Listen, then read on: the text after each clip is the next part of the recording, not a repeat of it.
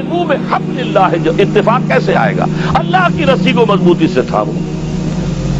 یہاں ایک سوال پیدا ہوتا ہے کہ اللہ کی رسی کون سی ہے؟ بلکہ ایک بڑا تلخ واقعہ کی یاد میرے ذہن میں ایک تلخی کی حیثیت سے ہے۔ سن 74 میں آپ کو یاد ہوگا کہ پاکستان میں عالم اسلام کے سربراہوں کی ایک سمٹ ہوئی تھی اور بڑا روح پرور موقع تھا وہ۔ آپ کو معلوم ہے شاہ فیصل شہید وہ آئے تھے، سب سے بڑے وہ تھے، نمایاں تھے، اور تمام دنیا کے سربراہان مملکت لاہور میں جمع ہوئے تھے۔ اس وقت یہ آیت وَاعْتَصِمُوا بِحَبْلِ اللَّهِ جَمِيعًا وَلَا تَفَرَّقُوا بڑے بڑے بینرز لاہور میں لگے ہوئے تھے، ہر رکشہ کے پیچھے آیت لکھی ہوئی ہے، ہر ٹیکسی کے پیچھے لکھی ہوئی ہے وَاعْتَصِمُوا بِحَبْلِ اللَّهِ جَمِيعًا وَلَا تَفَرَّقُوا۔ تو میں گیا تھا، وہ مکتبہ جدید پریس ہے لاہور میں، کچھ مجھے چھپوانا تھا، وہاں پر ہی آزاد کشمیر کے ایک آئے ہوئے تھے انفارمیشن ڈپارٹمنٹ کے بڑے افسر، اور یہ واقعہ اب بھی میں بیان کر کے آیا ہوں 3-4 روز پہلے۔ سردار عبدالقیوم جو صدر ہوتے تھے اس وقت، وہ اس وقت صدارت کر رہے تھے جب میں نے واقعہ سنایا کہ یہ آپ کے صدارت کے دور کا واقعہ ہے، کیونکہ وہ یادداشت پیش کرنا چاہتے تھے کشمیر کے مسئلے پر تمام سربراہان جو تھے مسلمان ان کے سامنے، تو وہ بھی چھپانے کے لیے آیا ہوا تھا۔ لیکن اس شخص نے اس قدر ملحدانہ بات کی وہاں، آزاد کشمیر حکومت کا ذمہ دار افسر، یہ کیا محمل بات ہے؟ اللہ کی رسی کہاں ہے؟ وہ رسی کون سی رسی؟ کہاں سے تھامے؟ کس کو تھامے؟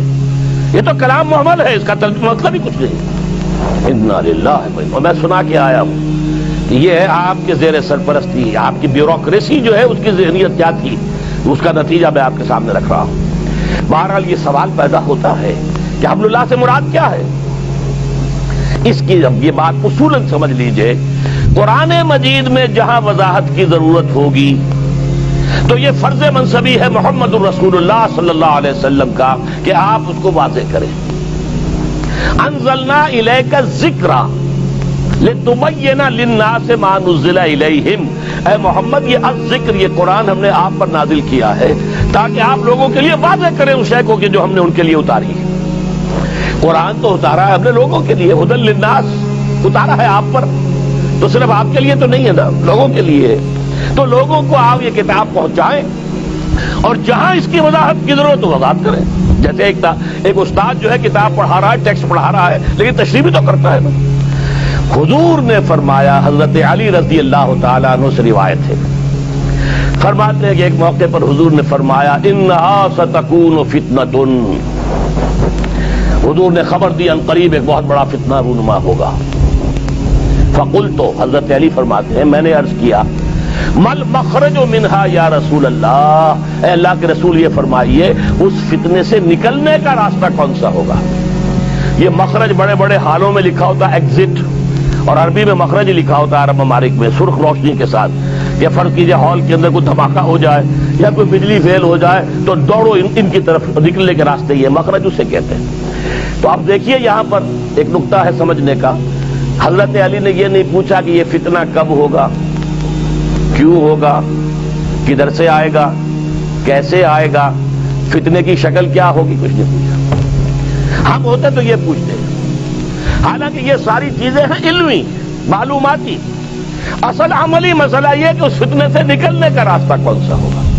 چونکہ صحابہ کرام کا معاملہ جیسا کہ میں نے عرض کیا، وہ جو سنتے تھے قرآن سنے یا حدیث سنے، پہلے عمل کی بات سوچتے تھے۔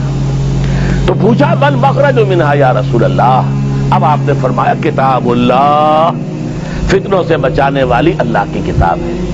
فیہ خبر ما قبلکم و نبأ ما بعدکم و حکم ما بینکم، اس تو اللہ کی کتاب میں قرآن میں تم سے پہلی قوموں کے حالات بھی ہیں، تمہارے بعد میں آنے والی قومیں ان کے حالات بھی ہیں، اور تمہارے مابین جتنے اختلاف ہوں گے ان کا حل موجود ہے۔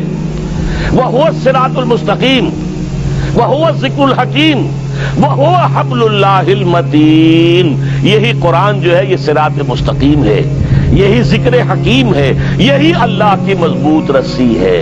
یہ ہے وہ بات کہ جو حضور نے واضح کر دی، وَاعْتَصِمُوا بِحَبْلِ اللَّهِ جَمِيعًا، پکڑ لو قرآن کو مضبوطی کے ساتھ۔ سیمنٹ سبسٹنس جو ہے وہ قرآن ہے جو تمہیں جوڑے گا۔ ایک اور حدیث ہے، وہ حضرت عبداللہ ابن مسعود سے ہے کہ حضور نے فرمایا القرآن حبل اللہ الممدود من السماء الى الارض، یہ قرآن اللہ کی رسی ہے جو آسمان اور زمین کے درمیان تنی ہوئی۔ ایک اور حدیث اس سے بھی پیاری ہے، موجم طبرانی کی جو بڑی موجم ہے، موجم کبیر، اس میں نقشہ کھینچا گیا ہے کہ ایک روز حضور اپنے حجرے سے برآمد ہوئے، آپ نے دیکھا مسجد نبوی کے ایک کونے میں لوگ بیٹھے ہوئے قرآن پڑھ رہے ہیں، مذاکرہ کر رہے ہیں، ایک دوسرے سے سمجھ رہے ہیں۔ آپ کے چہرے پر بشاشت کے آثار ظاہر ہوئے، خوشی کے کہ میرے امتی صحیح اور بہترین کام کر رہے ہیں بیٹھے ہوئے۔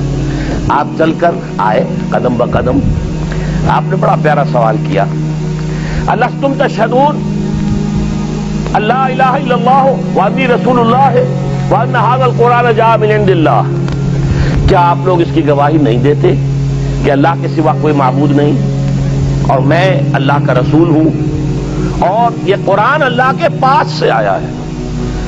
سب کا جواب کیا ہو؟ بلا یا رسول اللہ، بلا یا رسول اللہ کے رسول، یقیناً ہم گواہ ہیں اس پر۔